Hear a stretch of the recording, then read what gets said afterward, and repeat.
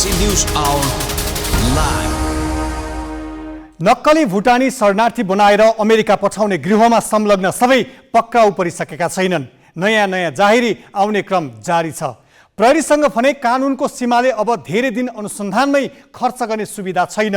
आजै अनुसन्धान प्रतिवेदन सरकारी वकिललाई बुझाउने प्रयास गरेको प्रहरीले केही तयारी नपुगेको पनि रोकेको छ र भोलिसम्म बुझाउनै पर्ने दबाब पनि छ। त्यसपछि सरकारी वकिलले अध्ययन गरेर अदालतमा अभियोग पत्र लैजानुपर्छ।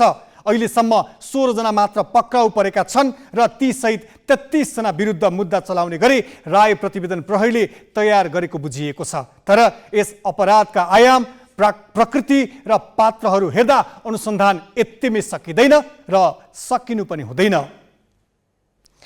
उपप्रधानमन्त्री र गृहमन्त्री भइसकेका प्रभावशाली राजनैतिक नेता, तिनका सल्लाहकार, सहयोगी र पारिवारिक सदस्य, नेपाल सरकारकै सचिव अनि विभिन्न तहका बिचौलिया तथा मतियारहरूको संगठित गिरोह नै खडा गरी यो अपराध भएको छ।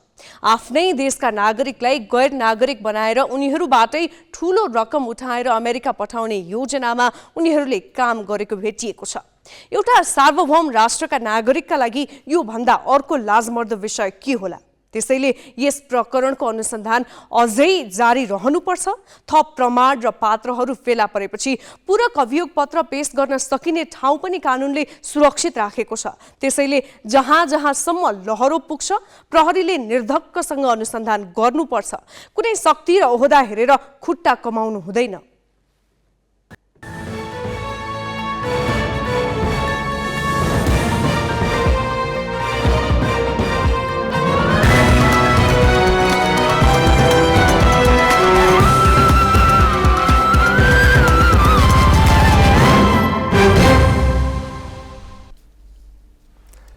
नमस्कार, यो हो ग्यालेक्सी न्यूज आवर। अब हेडलाइन्स।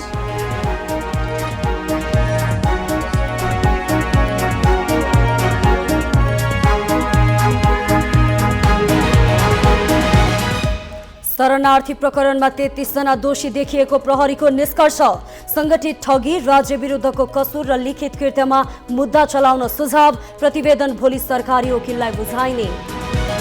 सरकारका नीति तथा कार्यक्रममाथि दुवै सदनमा छलफल सुरु। सत्ता पक्षका सहित 20 सांसदका संशोधन प्रस्ताव गन्तव्यहीन भएको भन्दै पुनर्लेखन गर्न एमालेको माग। बागमतीमा मन्त्रालय भन्दा मन्त्री धेरै, भागवण्डा मिलाउन मन्त्री संख्या 12 पुर्याइयो। कांग्रेसबाट 4 र एकीकृत समाजवादीबाट 2 थपिए।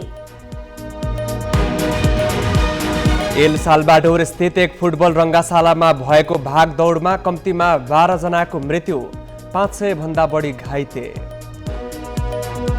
र एनआरटीलाई 2-0 गोलले हराउँदै मछिन्द्र ए डिभिजन लिगको दोस्रो स्थानमा उक्लियो। सङ्कटाले जावला खेललाई बराबरीमा रोक्यो। एपीएफ र मनाङले पनि बराबरी खेले।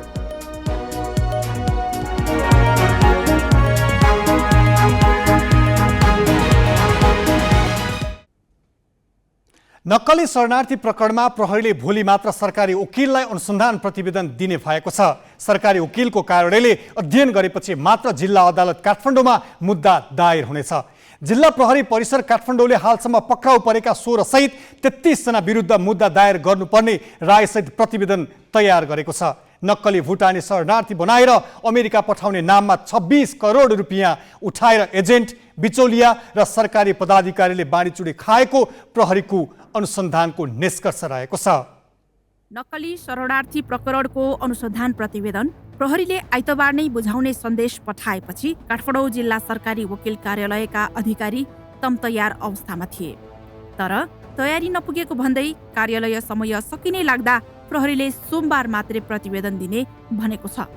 यस्तै पक्राउ परेका 16 जनालाई नै जिल्ला अदालत काठमाडौँले थप 3 दिन हिरासतमा राख्न अनुमति दिएको छ। प्रहरीले आरोपीहरूलाई संगठित ठगीका अलावा राज्य विरुद्धको कसुर र लिखत कृत्यमा पनि मुद्दा चलाउन राय दिने गरी प्रतिवेदन तयार पारेको छ। नेपाली नागरिकलाई नक्कली भुटानी शरणार्थी बनाएर अमेरिका पठाउने भन्दै रकम उठाएर चलखेल गरेको आरोपमा पूर्व उपप्रधानमन्त्री टोप बहादुर रायमाझी र उनका छोरा सन्दीप, पूर्व गृहमन्त्री बालकृष्ण खाड नै गृहमन्त्री छँदाका गृह सचिव टेकनारायण पाण्डे, खाडका स्वकीय सचिव नरेन्द्र केसी र संविधान सभाका सभासद आङटाबा शेर्पा लगायत हिरासतमा छन्।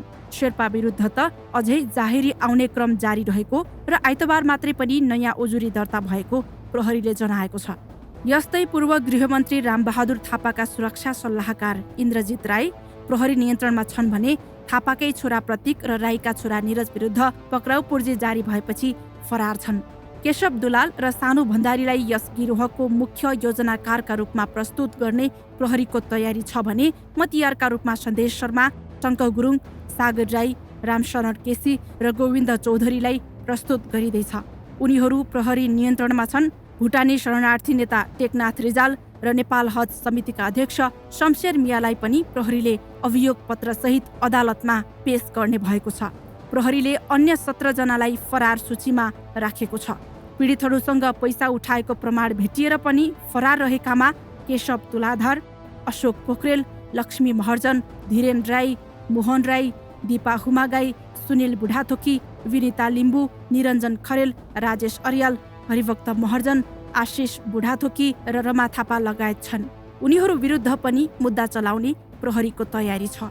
गत चैत 12 गते सानु भण्डारी र केशव दुलाल पक्राउ परेका थिए। संगठित अपराध र ठगी मुद्दामा आरोपी पक्राउ परेको 60 दिनभित्र मुद्दा अदालतमा दायर गरिसक्नुपर्ने कानुनी बाध्यता छ। यसैले बुधबारभित्र मुद्दा दायर गरिसक्नुपर्ने समयको दबाव छ। प्रहरीले अनुसन्धान प्रतिवेदन दिएपछि केही दिन सरकारी वकिलले अध्ययन गरी मुद्दा चलाउने वा नचलाउने निर्णय गर्नेछ। आवश्यक परे थप अनुसन्धानका लागि पनि निर्देशन दिने अधिकार सरकारी वकिलसँग हुन्छ। तर समयको अभावले यस मुद्दामा थप अनुसन्धानको सीमा साँघुरिँदै गएको छ। तर थप प्रमाण र आरोपीहरू फेला परेमा पछि पूरक अभियोग पत्र भने अदालतमा लैजान सकिन्छ। क्यामेरामा भास्कर भट्टाचार्यका साथमा शिखा श्रेष्ठ, ग्यालेक्सी 4K, काठमाडौँ।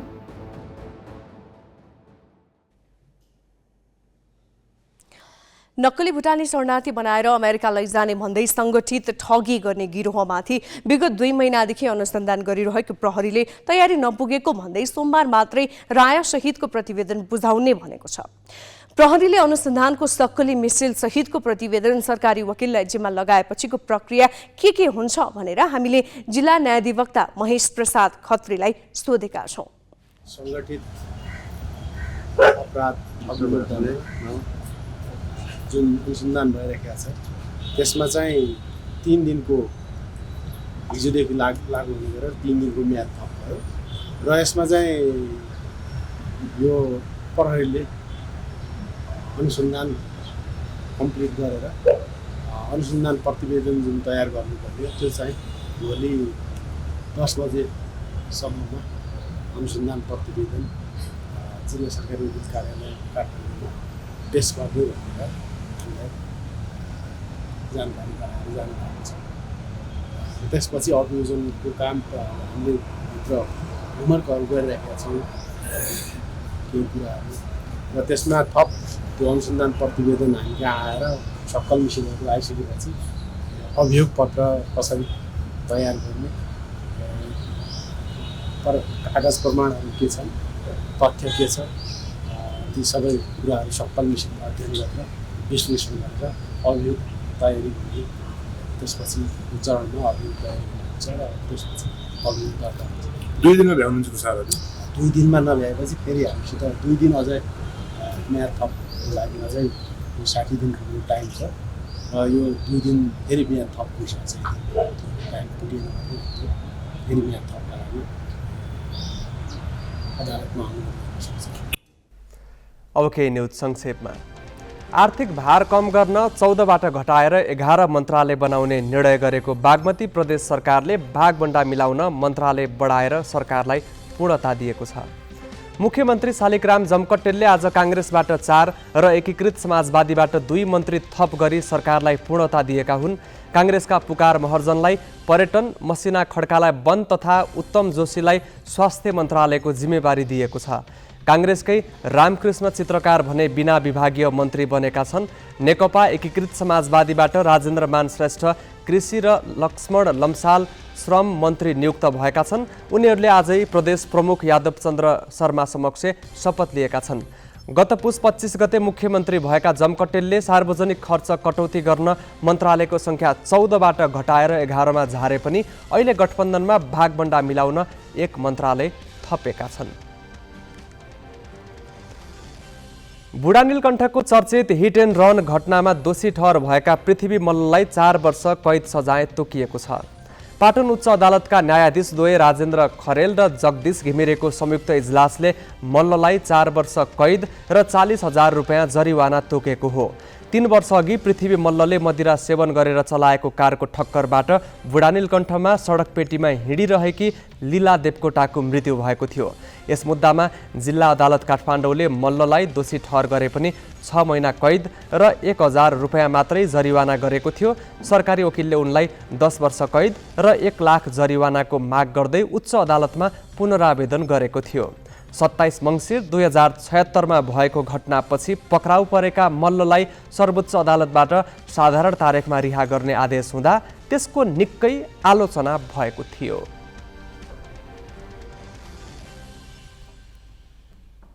प्रधानमन्त्री पुष्पकमल दाहालले बेपत्ता नागरिक छानबिन र सत्य निरूपण तथा मेलमिलाप आयोग सम्बन्धी विधेयक केही दिनभित्र पारित हुने बताएका छन्। बेपत्ता योद्धा परिवार समाजले आज काठमाडौँमा गरेको कार्यक्रममा प्रधानमन्त्री दाहालले विधेयक दलहरूको सहमतिमा पारित हुने बताए। विधेयकमाथि अहिले दफावार छलफलका लागि संसदीय समितिमा छ। प्रतिनिधि सभाको कानुन, न्याय तथा मानवाधिकार समितिले विधेयकमाथि छलफलका लागि शुक्रबार 11 सदस्यीय उपसमिति गठन गरेको थियो। प्रधानमन्त्री दाहालले कांग्रेस, एमाले सहितका दलको पनि सहमति र प्रतिबद्धता भएकाले संक्रमणकालीन न्यायको विषय टुङ्ग्याउन सरकारलाई धेरै सजिलो भएको बताए। कार्यक्रममा नेकपा एमालेका उपमहासचिव प्रदीप गेवालीले बेपत्ताहरूको घाउ बजाएर राख्न नहुने भएकाले संक्रमणकालीन न्यायलाई छिटो किनारा लगाउन आफ्नो पार्टी प्रतिपक्षमा भए पनि पूर्वाग्रह नराखी सहयोगी हुने बताए। बझाङमा यार्सा गुम्बा सङ्कलन गर्न गएका 5 जना हिउँ पहिरोमा परि बेपत्ता भएका छन्।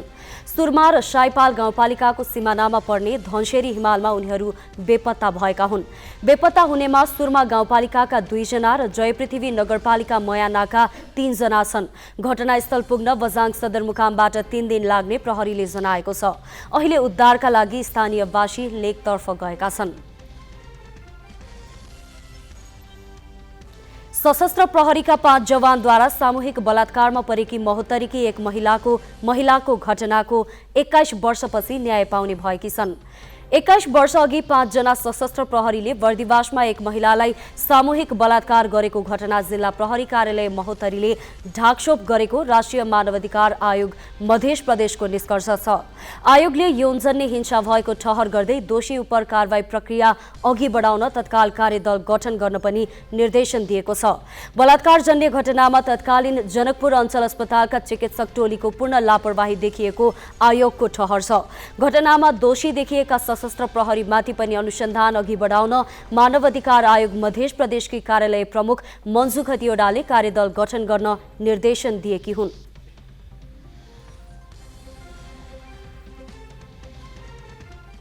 बाँकी प्रसङ्ग सोनिका अर्यालबाट।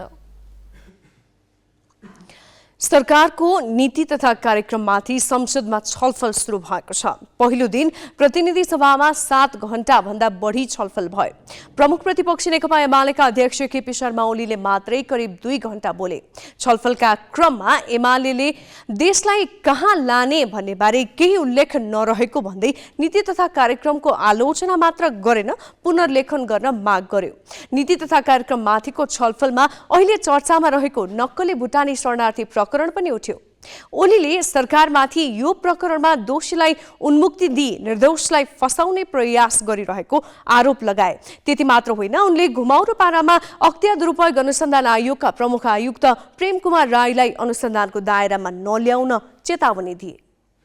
प्रतिनिधि सभामा प्रधानमन्त्री पुष्पकमल दाहालले नीति तथा कार्यक्रममाथि छलफल गर्न प्रस्ताव गरेपछि सबैभन्दा पहिले एमाले अध्यक्ष ओलीले बोले। उनले नीति तथा कार्यक्रममाथि 1 घण्टा 48 मिनट आफ्नो धारणा राखे। सभामुख देवराज घिमिरेले अरू सांसदलाई समय तोके पनि ओलीका लागि समयको सीमा थिएन। उनी सुरुमै आलोचनात्मक रूपमा प्रस्तुत भए। उनले देशको अहिलेको असामान्य आर्थिक अवस्थालाई लुकाउन खोजिएको आरोप लगाए। देशलाई कहाँ पुर्याउने भन्ने बारे कुनै प्रस्ताव छैन भने उनले गन्तव्यहीन भएको भन्दै नीति तथा कार्यक्रम पुनर्लेखन गर्न माग गरे। 1 वर्षको समय फेरि खेर जाने भयो। 2 वर्षमा यो गर, 1 वर्षको नीति कार्यक्रम छ, 2 वर्षमा यसो गर्छौँ भने 1 वर्षको पेश गर्नुहोस् न। 2 वर्षमा यो गर्छौँ भने यस वर्ष त्यसका लागि के गर्छौँ त? 2 वर्षमा यसो गर्छौँ, ल ठिक छ। त 1 वर्षमा चाहिँ के गर्छौँ त? छैन। बिना टार्गेटको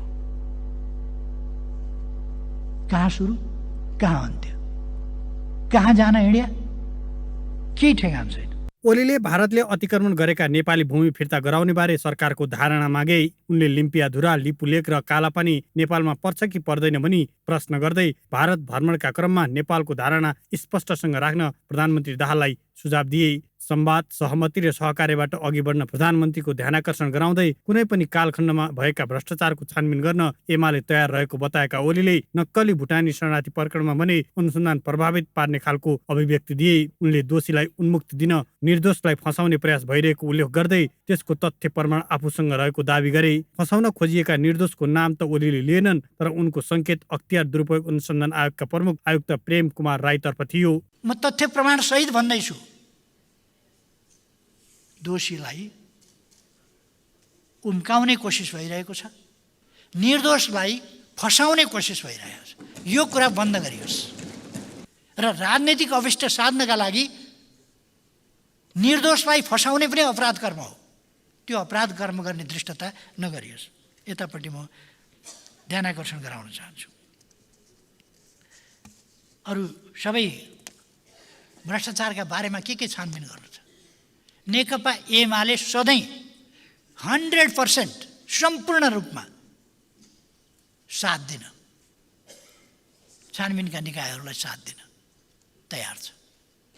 अब कसलाई फसाउनु छ, कसको पद रिक्त गराउनु छ, के गराउनु छ, यी कुराहरू र अहिले अब बयानका सन्दर्भहरू कसरी अगाडि बढ्दैछन् पनि हामी पनि हेरिरहेका छौँ। यही देशमा छौँ हामी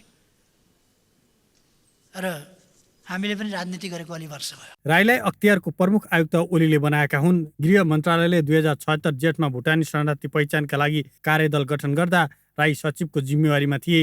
कार्यदलका सदस्यले साङ्गठिक अपराध गर्ने गिरोहको स्वार्थमा कार्यदल बनेको बताएकाले यो प्रकरणमा तत्कालीन गृहमन्त्री रामबहादुर थापा र राईलाई पनि अनुसन्धानको दायरामा नल्याएकोमा जानकारहरूले अनौठो मानिरहेका छन्। ओलीले यो प्रकरणमा कतिपयले आफ्नो नाम मुछेकोमा आपत्ति जनाउँदै निष्पक्ष छानबिन गरी दोषी प्रमाणित गरेर देखाउन चुनौती दिए। ओलीपछि नीति तथा कार्यक्रममा संशोधन दर्ता गराएका सांसदहरूले धारणा राखे। नीति तथा कार्यक्रममा 20 वटा संशोधन परेका छन्। 2 वटा संशोधन सत्तारूढ नेपाली कांग्रेसका सांसदहरूको हो।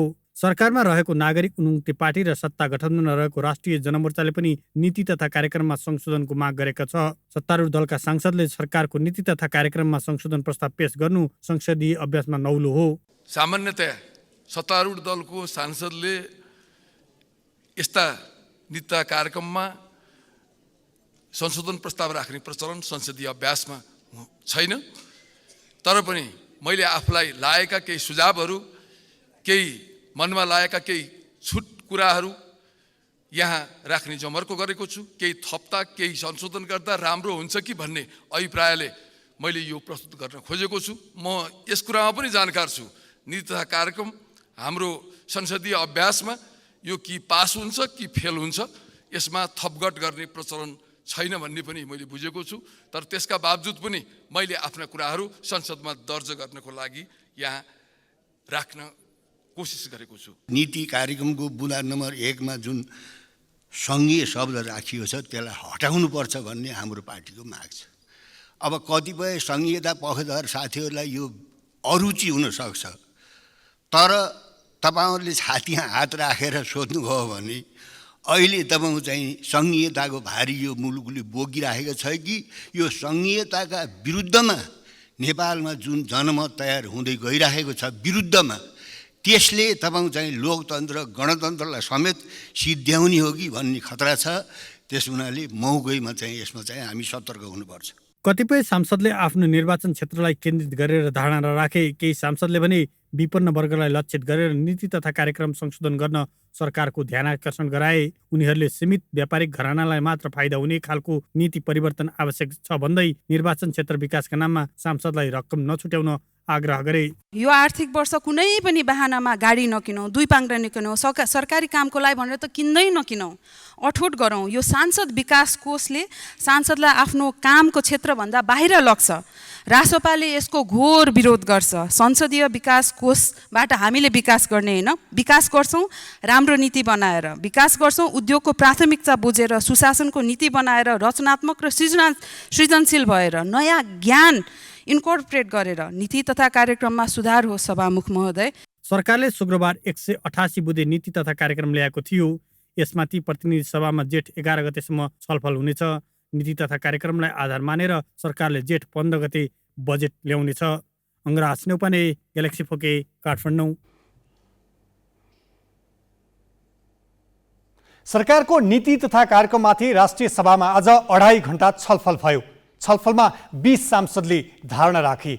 सत्तारूढ दलका सांसदले नीति तथा कार्यक्रमको बचाउ गर्दै कार्यान्वयनमा जोड दिए भने विपक्षी दलका सांसदले आलोचना गरे। अहिलेको स्थितिको सिर्जना किन भयो भन्ने पनि सहीसँग वस्तुवादी हिसाबले विश्लेषण गरेछ। त्यसको कारण के हो? भूकम्प, कोभिड, त्यो रुस उक्रेन युद्ध आदि इत्यादि। समय छोटो छ, त्यसैले म फटाफट छोटो भन्न चाहन्छु। यसको सुधार्नको लागि के गर्नुपर्छ त भन्ने बारेमा पनि यस्तो प्रश्न भनेको छ। कृषि, पर्यटन, जलविद्युत, जडीबुटीमा जोड दिने आदि कुराहरू ल्याएको छ। त्यसै राजस्व प्रशासनलाई चुस्त र सुदृढ बनाउने कुराहरू पनि यसले चाहिँ गरेको छ। त्यसले गर्दाखेरि यो यी सबै कुरो यसमा चाहिँ छन्।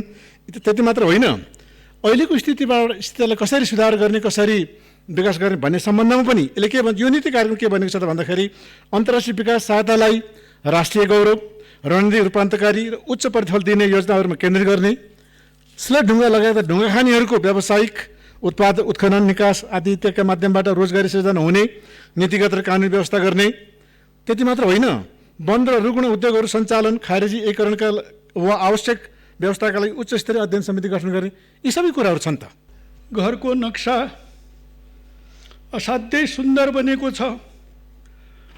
अघिल्लो पटकको नीति तथा कार्यक्रमलाई पनि मैले असाध्यै राम्रो कार्यक्रम आएको छ भनेर बखान गरेको थिएँ। यसपटक सबैतिरका समस्याहरूलाई सम्बोधन गर्ने गरी नीति र कार्यक्रम आएको छ। नक्सा उत्कृष्ट छ। अब त्यो नक्सा अनुसारको भवन तयार गर्नको लागि निर्माण कम्पनीले समयमा काम गर्छ कि गर्दैन, त्यो नक्सा बमोजिम काम गर्नलाई आर्थिक स्रोतको परिचालन उचित ढङ्गले हुन्छ कि हुँदैन, त्यसमा काम गर्ने ज्यामी मजदुरहरूले काम गरिदिन्छन् कि गर्दैनन्। आजसम्मका नीति र कार्यक्रम सबै धेरैजसो कार्यक्रमहरू राम्रा छन्, यो त उत्कृष्ट नै छ। तर यसको कार्यान्वयनमा कसरी अगाडि बढ्छ त्यो हेर्न पर्ने हुन्छ। प्राथमिकता सिद्धान्त र प्राथमिकतामा छलफल गर्दा अर्थमन्त्रीज्यू लगायत हामी सबैले पनि उठाइराखेको विषय कार्यान्वयनको नै समस्या हो भन्ने जो चुनौती छ भन्ने छ। त्यो चुनौतीलाई हामीले चाहिँ पुरा गर्न सक्यौँ भने हामीले यो देशलाई एउटा नयाँ दिशातिर लैजान सक्छौँ भन्ने अनुभूत भएको छ। त्यसको निम्ति नयाँ उच्च र दृढ इच्छा शक्ति पैदा गरेर मात्रै हामी यो चाहिँ उल्लेख्य विषयहरूलाई चाहिँ पुरा गर्न सक्छौँ। त्यो दिशातिर हामी अघि बढ्न जरुरी छ। परिणाम देखिने गरी कार्यान्वयन गर्ने यसले सङ्कल्प गरेको रहेछ, त्यो पनि मलाई राम्रो लाग्यो। अनि यहाँ उद्देश्य नै छैन यसमा भन्ने कुरा आयो। उद्देश्य कहाँ छ भनेर खोज्दै जाँदाखेरि उद्देश्य पनि मैले भेटेँ।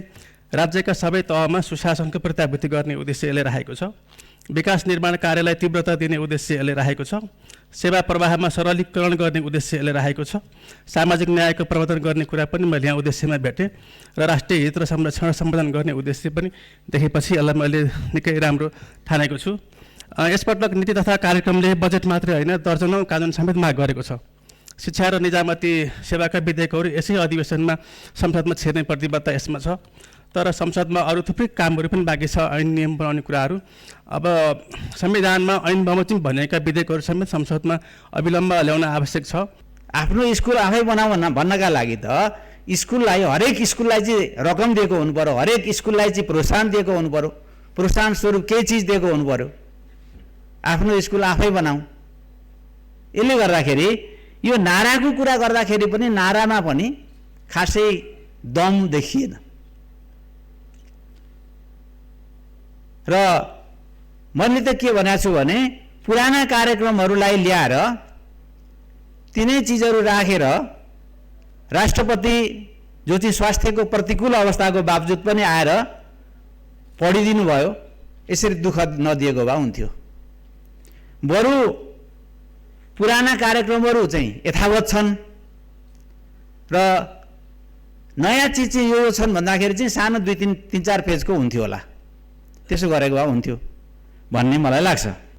म इमान्दारी साथ कुनै पनि आग्रह र पूर्वाग्रह नराखेर, म काङ्ग्रेसको सांसद हुँ भन्ने नाताले मात्रै होइन, म एउटा राजनीतिक अर्थशास्त्रको विद्यार्थीको नाताले भन्दाखेरि यसपालिको सिद्धान्त र प्राथमिकता र अहिलेको यो नीति र कार्यक्रम अत्यन्त सही छ। अत्यन्त मेहनतले, गम्भीरताले देशको जे समस्या छ नि, त्यो पोलिटिकल क्षेत्रको समस्या मात्रै होइन, मूलत देशको आर्थिक क्षेत्रको जे समस्या छ, सामाजिक क्षेत्रको जे समस्या छ, इभन परराष्ट्र क्षेत्रको जे केही चुनौतीहरू छन्, ती सबैतिर बहुत मिहिन ढङ्गले यो नीति र कार्यक्रममा विचारहरू पुगेको छ।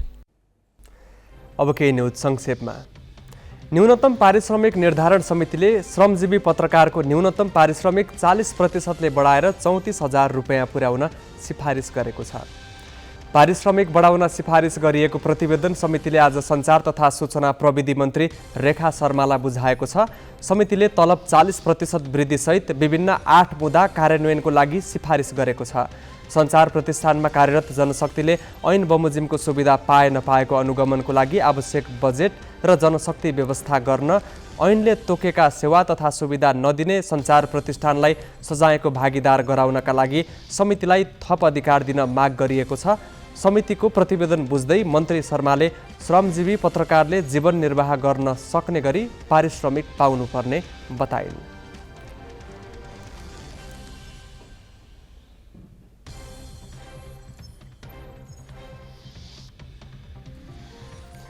मध्य अमेरिकी राष्ट्र एल साल्भाडोर स्थित एक फुटबल रङ्गाशालामा भएको भागदौडमा कम्तीमा 12 जनाको मृत्यु भएको छ। 500 भन्दा बढी घाइते भएका छन्।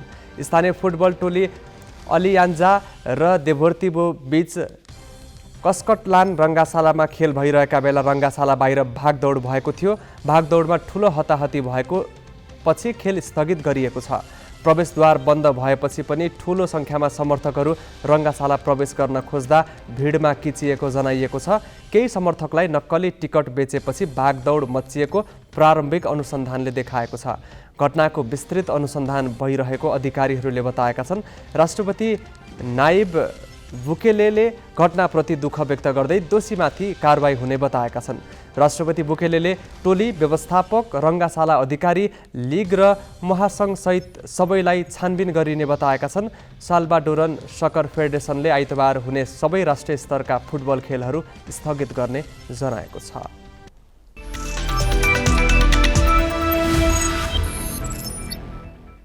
शहीद स्मारक ए डिभिजन लिग फुटबलमा मचिन्द्र क्लब एनआरटीलाई हराएर दोस्रो स्थानमा उक्लिएको छ। च्यासल मैदानमा आज भएको खेलमा मचिन्द्रको जितमा आफिज ओलावाले र सौरभ लिम्बुले 1-1 गोल गरे। ओलावाले खेलको 31औं मिनेटमा गोल गर्दै मचिन्द्रलाई अग्रता दिलाएका थिए। सौरभले इन्जुरी समयमा गोल गरे। जितपछि मचिन्द्रले 20 खेलबाट 34 अङ्क जोडेको छ। एनआरटीको 23 अङ्क छ। दशरथ रङ्गशालामा भएको अर्को खेलमा मनाङ मर्स्याङ्दी र एपीएफले बराबरी खेले।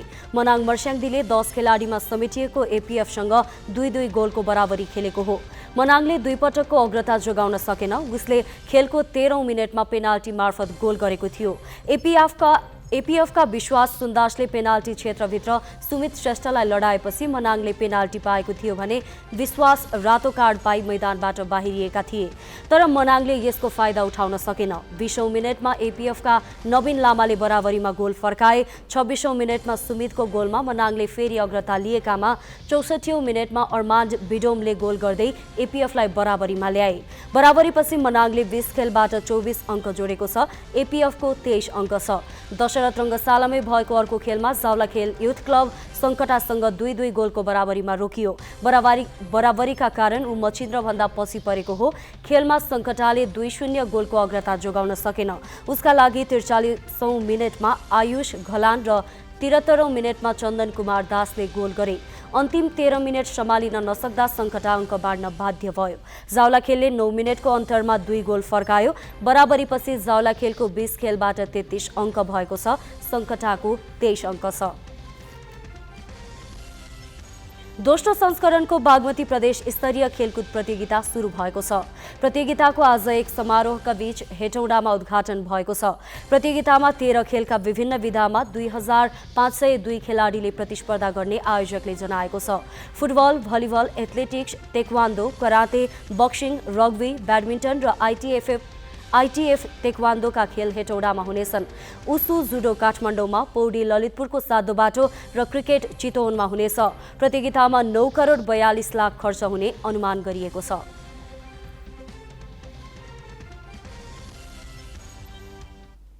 बाँकी प्रसङ्ग नवराज पाण्डेबाट। सगरमाथा र आसपासका हिमाल आरोहण गर्न आरोहीहरूको सङ्ख्या यस मौसममा हालसम्मकै उच्च रहेको छ। विभिन्न मुलुकबाट आएका आरोही सहित पथ प्रदर्शक, भरिया र अन्य सहयोगी कामदारको जमघटले आधार शिविर करिब 2 महिना खचाखच हुने गर्दछ। सर्वोच्च शिखर सगरमाथा सहित अन्य हिमालमा रोयल्टी सङ्कलन गर्ने ध्याउनले जति पनि आरोहीलाई अनुमति दिने सरकारी नीति हिमालको स्वास्थ्य र पर्यावरणका दृष्टिले कति उचित छ भन्ने कोणबाट बहस सुरु भएको छ। यस वर्षको वसन्तयाममा सगरमाथा चढ्न मात्रै 478 आरोहीले अनुमति पाएका छन्। यसमा 16 नेपाली र बाँकी विदेशी छन्। नेपालीलाई 75,000 नेपाली रुपैयाँ र विदेशीलाई 11,000 अमेरिकी डलर रोयल्टी लिँदै आएको सरकारले यसपटक अन्य हिमालसहित गरेर 76.5 करोड रुपैयाँ रोयल्टी उठाएको छ। तर संवेदनशील क्षेत्र मानिने हिमालमा यति धेरै आरोही थेग्न सक्ने सङ्ख्या हो कि होइन भन्ने बहस सुरु भइसकेको छ। जानकारहरूका अनुसार एकजना आरोही बराबर कम्तीमा 5 जना सहयोगी आवश्यक पर्छन्। हिमालमा पुग्न आरोहीसहित पथ प्रदर्शक, भरिया र सहयोगी कामदार, भान्से तथा व्यवस्थापक अनि सरकारी अधिकारीहरूको सङ्ख्या जोड्दा सगरमाथा आधार शिविरमा यस वर्ष हालसम्मकै ठूलो जमघट भएको देखिन्छ। हिमालको दीर्घ जीवन सम्बन्धी अनुसन्धानकर्ताका अनुसार यस्तो सङ्ख्यामा पुनर्विचार गर्नुपर्ने बेला भइसकेको छ, किनभने यसले हिमालको पर्यावरण र पारिस्थितिकीय प्रणालीमै असर गर्ने र पर्यटन समेत जोखिममा पर्न सक्ने अध्ययनहरूले देखाएको छ। यदि हामी समयमै चाहिँ त्यो सचेत हुने होइनौँ भने त्यहाँ चाहिँ फोहोर मैलाको डुङ्गुर थुप्रिँदै जाने, अर्कोतिर हाम्रो हिमाल पग्लिँदै जाने, हिउँ पर्ने क्रम पनि एकदमै चेन्ज हुँदै जाने, होइन, परिवर्तन हुँदै जाने। अनि त्यसो सबै कुराहरू मिलाएर गर्दाखेरि हाम्रो अहिले केही हिसाबले चाहिँ केही वर्षलाई चाहिँ हाम्रो चाहिँ राम्रो भयो भने इन्कमको लागि चाहिँ राम्रो हुनसक्छ, तर लामो समयमा चाहिँ त्यो चाहिँ राम्रो होइन। त्यही भएर एउटा चाहिँ यस्तो गर्नुपर्छ कि ल वर्षमा चाहिँ अथवा यो एउटा सिजनमा चाहिँ हामी यो हिमालमा चाहिँ कतिजना चाहिँ चढाउँदाखेरि चाहिँ हामीलाई चाहिँ ठिक हुन्छ त। यसले चाहिँ लङ टर्म सस्टेनेबिलिटी अहिले सबै यो हाम्रो चाहिँ संयुक्त राष्ट्रसङ्घको जो हाम्रो सस्टेनेबल डेभलपमेन्ट गोल भन्ने छ त्यसलाई पनि केही असर नगर्ने गरी, त्यसलाई चाहिँ केही हाम्रो चाहिँ कन्ट्रिब्युट हुने गरी चाहिँ हामीले चाहिँ केही प्लानहरू बनायौँ अध्ययन गरेर भने त्यो चाहिँ सजिलो हुनसक्छ। संसारका हरेक पर्वतारोहीको अन्तिम लक्ष्य सगरमाथा हुन्छ। हाल सगरमाथा चढ्न नेपाल र चीनको भूभाग प्रयोग गरिन्छ। नेपालले जस्तै चीनले पनि सगरमाथा चढ्न उसै गरी अनुमति दिन्छ। नेपालबाट सगरमाथा चढ्नेका लागि रोयल्टी अत्याधिक बढाइए चीनतर्फ जान सक्ने र त्यसले हाम्रो पर्यटन क्षेत्रमा असर गर्न सक्ने संशय सरकारी तहमा देखिन्छ। यद्यपि 15 वर्षदेखि नेपालका हिमाल चढ्न तोकिएको रोयल्टी हालसम्म पनि नबढाइएको हुँदा सरकारले यसबारे पुनर्विचार गर्न सक्ने अधिकारीहरू बताउँछन्। कानुनले यतिजना मान्छे मात्रै जाने भन्ने हिसाबले रोक लगाएको छैन। त्यस सन्दर्भमा भएका सगरमाथा हिमाल आरोहण गर्न आएका चाहिँ आरोहीहरूलाई स्वस्थ रूपमा सगरमाथासम्म आरोहण गर्नलाई हामीले अरू लजिस्टिक सपोर्ट चाहिँ कसरी गर्ने भन्ने कुरा त्यो क्षेत्रमा सुधार गर्दै जान चाहिँ जरुरी छ। रोयल्टीको एमाउन्ट चाहिँ एकदमै हेभी रूपमा बढाउने र आरोहीको सङ्ख्या घटाउने गरेको पनि हाम्रो दृष्टिकोण फेरि होइन। सम्बद्ध पक्षहरूलाई राखेर छलफल गर्ने काम पनि अगाडि बढाइराखेका छ। उहाँहरूसँगको सहमतिमा चाहिँ कुनै रूपमा कुनै रूपमा रोयल्टी बढाउने अवस्था चाहिँ बन्न सक्छ। त्यसले गर्दाखेरि सँगसँगै हामीले सबै पक्षहरूलाई विचार गरेर नेपालका हिमालहरू आरोहण गर्ने स्वस्थ वातावरण निर्माणमा अगाडि चाहिँ बढिरहेका छौँ। जलवायु परिवर्तनले हिमाली वातावरणको तापक्रम बढ्दो छ। यसले उच्च हिम श्रृङ्खलाका सेता हिउँ पगालेर काला पत्थर बनाउने क्रम तीव्र भएको विभिन्न अध्ययनले देखाएका छन्। हिमालमा प्रशस्त हिउँ नपरे त्यसको असर तराई क्षेत्रको जलभण्डारसम्मै पर्छ। तर त्यसै पनि जोखिमपूर्ण अवस्थामा रहेको हिमाली स्वास्थ्यलाई ख्याल नगरी मानव घुइँचो बढाउँदै लगे यसले भावी पुस्तालाई हामीसँग अहिलेको स्वरूपको हिमाल पनि बाँकी नरहने पो हो कि? क्यामेरामा जय तामाङ र सुशील बास्कोटाका साथमा मिलन बुढाथोकी, ग्यालेक्सी फोके, काठमाडौँ। मुलुकी फौजदारी कार्यविधि संहितामा भएको व्यवस्था अनुसार महान्यायाधिवक्ताको कार्यालयले सजायमा छुट दिने माग दावी सम्बन्धी निर्देशिका जारी गर्यो। निर्देशिकाबारे जानकारी गराउन महान्यायाधिवक्ताको कार्यालयले आइतबार सरकारवाला पक्षलाई बोलाएर छलफल पनि गर्यो। अनुसन्धान गर्ने प्रहरी, अभियोजन गर्ने सरकारी वकिल, मुद्दाका पक्षको वकालत गर्ने कानुन व्यवसायको छाता संगठन, नेपाल बार, कानुन मन्त्रालयका अधिकारी लगायतलाई बोलाएर आइतबार निर्देशिकाबारे जानकारी गराइयो। तर सजाय छुट दिने बहानामा कतै निष्पक्ष सुनवाई नै नहुने पो हो कि भनेर सरकारवालाले निर्देशिका माथि नै प्रश्न उठाएका छन्। मुलुकी फौजदारी कार्यविधि संहिताको दफा 33मा सजाय कम गर्न मागदाबी लिई अभियोग पत्र दायर गर्न सकिने व्यवस्था छ। त्यहाँ कसुर र कसुरदार हेरी 25 देखि 50% सम्म सजाय छुट दिन सकिने व्यवस्था छ। सोही व्यवस्थाको अधीनमा रही महान्यायाधिवक्ताको कार्यालयले निर्देशिका बनाएको हो। कार्यान्वयनमा आइसकेको निर्देशिका सम्बन्धी छलफलमा महान्यायाधिवक्ताको कार्यालयले आइतबार सरकारवाला पक्षलाई बोलाएको थियो। अधिकांश फौजदारी मुद्दामा अनुसन्धान गर्ने जिम्मेवारी पाएको प्रहरीले उक्त निर्देशिकाले कतै पटक्कै कसुरदारलाई उन्मुक्ति दिलाउने पो हो कि भनेर प्रश्न उठाएको छ। कानुन बमोजिम सजाय पाएको भुक्तान गरिसकेको पटक्कै अपराधीलाई पनि यो सुविधा दिन सकिने व्यवस्थाले के चुनौती थप्न सक्छ। त्यसै गरेर अभियुक्तले के कति सजाय समयमा सजाय छुटको लागि निवेदन दिनुपर्ने हो यो खुलाउनु पर्ने किन आवश्यक छ भने सुरुवाती अवस्थामा अनुसन्धानमा सहयोग नगर्ने तर अनुसन्धानका चरणहरूमा सम्पूर्ण विवरण खुल्न आए पश्चात अभियुक्तले सजाय छुट पाउने नियतले यो प्रक्रियामा सहभागी हुने अवस्था आउन सक्ने परिस्थिति सिर्जना हुन सक्छ। यो निर्देशिकामा केही बाहेक जघन्य र गम्भीर प्रकृतिको अपराधहरूको समेत मुख्य कसुरदार उप समेत सजायको छुटको मागदाबी लिन सक्ने देखिन्छ। यो उचित हो वा होइन त्यसमा पनि बहस हुनु जरुरी छ। प्रहरीको अनुसन्धानपछि सरकारी वकिलले अभियोजन गरेको मुद्दामा कानुन व्यवसायीले वकालत गर्छन्। तर छुट दिने बहानामा कतै कसुरदारसँग सम्झौता हुने त होइन भनेर सरकारवाला सशंकित हुनु स्वाभाविकै हो। नेपाल बार एसोसिएसनले स्वच्छ सुनवाईमा कुनै सम्झौता गर्न नहुने भन्दै छुट दिने नाममा गलत प्रयोग भयो भने न्यायिक क्षेत्रकै दुर्भाग्य हुने टिप्पणी गरेको छ। शब्द त बार्गेनिङ छ, हेर्दाखेरि त्यसैले कहीँ यस्तो नहोस् कि सुरुमा नै तिमी यति छुट पाउँछौ त्यस कारणले यो कुरा स्वीकार गर्दै हुन्छ भन्ने ढङ्गले यदि चाहिँ यो रूपको काउन्सिलिङ हुन थाल्यो, यो रूपको कन्भिन्सन हुन थाल्यो भने त यो दुर्भाग्यपूर्ण हुन्छ, दुर्भाग्यपूर्ण हुन जान्छ। त्यसैले हामी यसलाई चाहिँ कस्तो भने कन्सस ढङ्गबाट स्वीकार गर्छौँ। बडा चाहिँ पेचिलो विषय छ, हेर्दाखेरि सामान्य जस्तो लाग्ने तर कहीँ कतै यो दुर्भाग्यपूर्ण बन्छ कि भन्ने दृष्टिकोणले हामी यसलाई गौर गर्नेछौँ। नेपाल बार एसोसिएसनले यसको प्रयोगको आधारमा यसको समर्थन या विरोध गर्नेछ। कुनै पनि कानुन बनाउँदा एकपल्ट अनिवार्य कानुन मन्त्रालयसँग समन्वय गर्नुपर्छ। ऐन मात्र होइन, नियमावली निर्देशिका बनाउँदा पनि कानुन मन्त्रालयको राय लिने चलन छ। तर कानुन मन्त्रालयका सचिव धनराज गेवालीको प्रस्तुतिमा निर्देशिका प्रति अझै संशय देखिन्थ्यो। उनले निर्देशिका दुरुपयोग हुनेतर्फ सजग रहन आग्रह गरे। यसलाई अदालतले कसरी ग्रहण गर्छ? किन स्टेजहरू छ के त्यहाँ? अनुसन्धानकर्ताले पनि डिस्क्रिप्सन प्रयोग गर्न सक्ने ठाउँ छ। डिस्क्रिप्सन प्रयोग गर्दाखेरि सब्जेक्टिभ हुने डर जहिले पनि हुन्छ। जहाँ विशेष अधिकारको प्रयोग गरिन्छ, सुवियोगको प्रयोग गरिन्छ त्यहाँ मिसयुजको पनि धेरै चान्सेस हुन्छ। त्यसपछि गएर अभियोजन गर्ने स्टेजमा पनि त्यहाँ केही डिस्क्रिप्सन देख्छु म त्यहाँ। अब अदालतमा पनि त्यो डिस्क्रिप्सन छिर्ने हो कि नछिर्ने। त्यसले गर्दाखेरि अदालतले भोलि कार्यविधिहरू बनाउँदाखेरि पनि यो कुरालाई कसरी ग्रहण गर्छ, कसरी रुल सेट हुन्छ भन्ने कुरा चाहिँ हेर्न बाँकी छ। कुनै पनि आपराधिक घटनामा मुछिएका व्यक्तिको आचरण र कसुरको प्रकृति हेरी सजाय छुट दिन सकिने कानुनकै व्यवस्था हो। तर सजाय छुट दिने बहानामा हाम्रो अभियोजन प्रणाली अपराधप्रति उदार बन्दै जाने हो कि भन्ने तर्फ भने सजग हुनै पर्छ।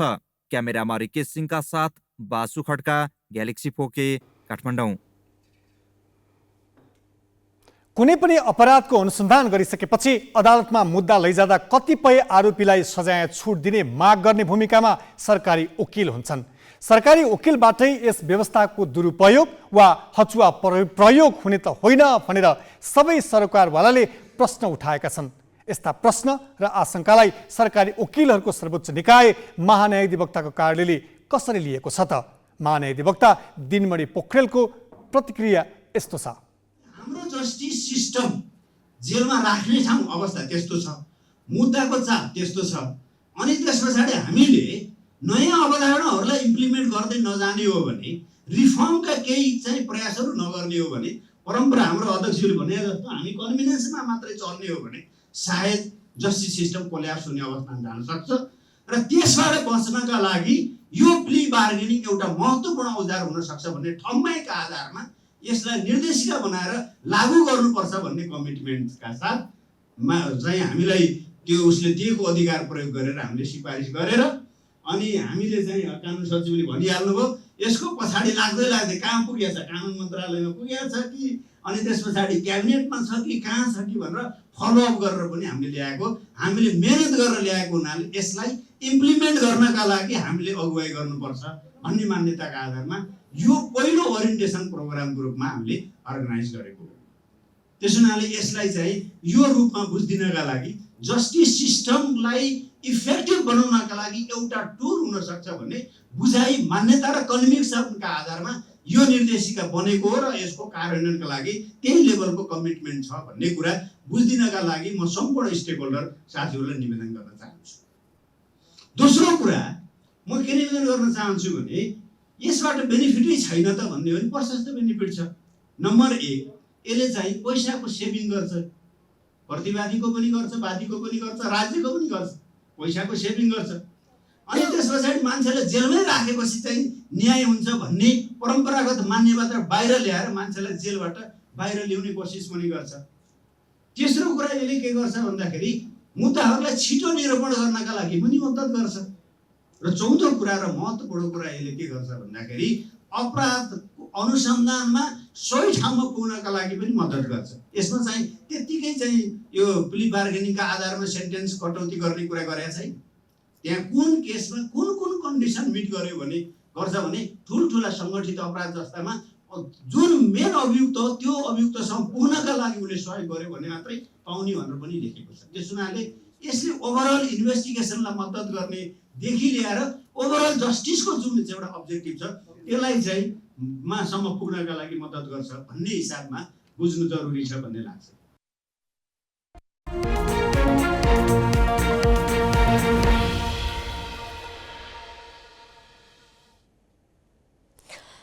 चालू आर्थिक वर्षको 10 महिनामा 12 खर्ब रुपैयाँ भन्दा बढी व्यापार घाटा भएको छ। भन्सार विभागले आज सार्वजनिक गरेको तथ्याङ्क अनुसार यो आर्थिक वर्ष वैशाखसम्म 12 खर्ब 4 अर्ब 42 करोड रुपैयाँको व्यापार घाटा भएको हो। यो घाटा गत आर्थिक वर्षको 10 महिनाको तुलनामा 16% कम हो। यसपालि आयात 17%ले घटेको छ। 10 महिनामा 13 खर्ब 35 अर्ब 32 करोड रुपैयाँको वस्तु तथा सेवा आयात भएको छ। निर्यात भने 1 खर्ब 30 अर्ब 90 करोड रुपैयाँ बराबर मात्र भएको छ। यो निर्यात गत आर्थिक वर्षको तुलनामा 24.5%ले कम हो।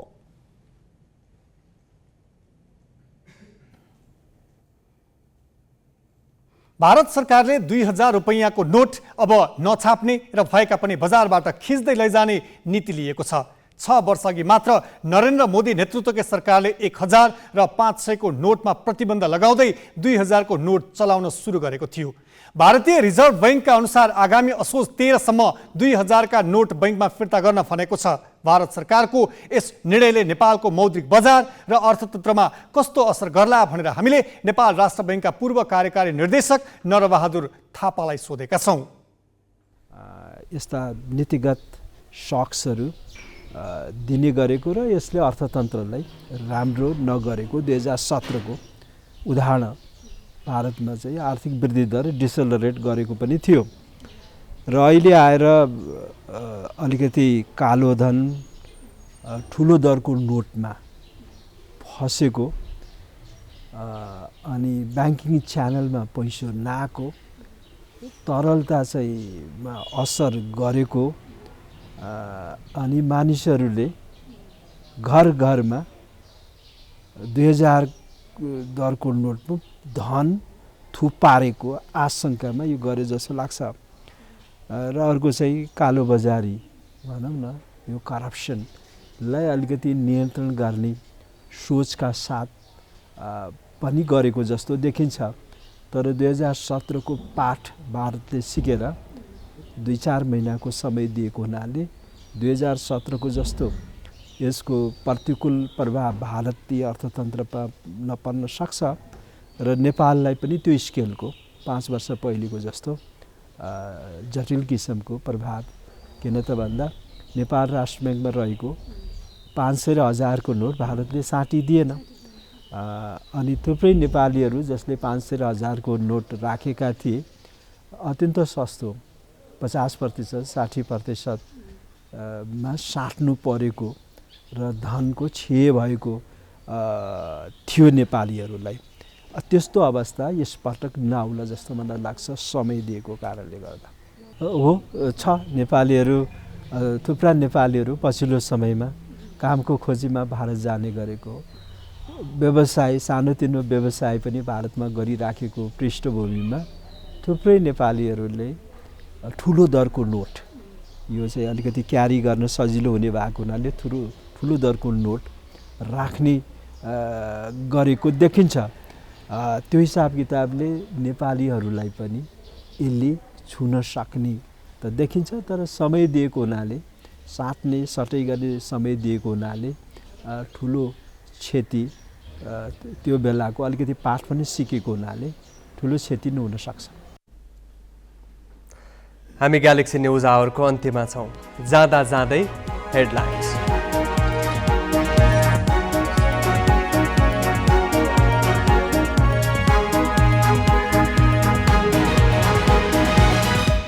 शरणार्थी प्रकरणमा 33 जना दोषी देखिएको प्रहरीको निष्कर्ष संगठित ठगी राज्य विरुद्धको कसुर र लिखित कृत्यमा मुद्दा चलाउन सुझाव प्रतिवेदन भोलि सरकारी वकिललाई बुझाइने सरकारका नीति तथा कार्यक्रममाथि दुवै सदनमा छलफल सुरु सत्ता पक्षका सहित 20 सांसदका संशोधन प्रस्ताव गन्तव्यहीन भएको भन्दै पुनर्लेखन गर्न एमालेको माग बागमतीमा मन्त्रालय भन्दा मन्त्री धेरै भागवण्डा मिलाउन मन्त्री संख्या 12 पुर्याइयो कांग्रेसबाट 4 र एकीकृत समाजवादीबाट 2 थपिए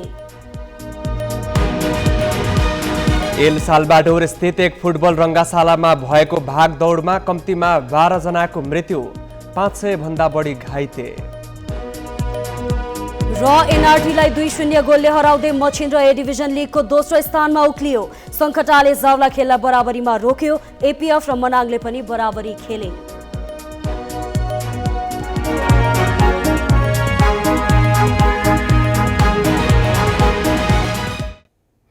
आजलाई ग्यालेक्सी न्युज आवर सकियो नमस्ते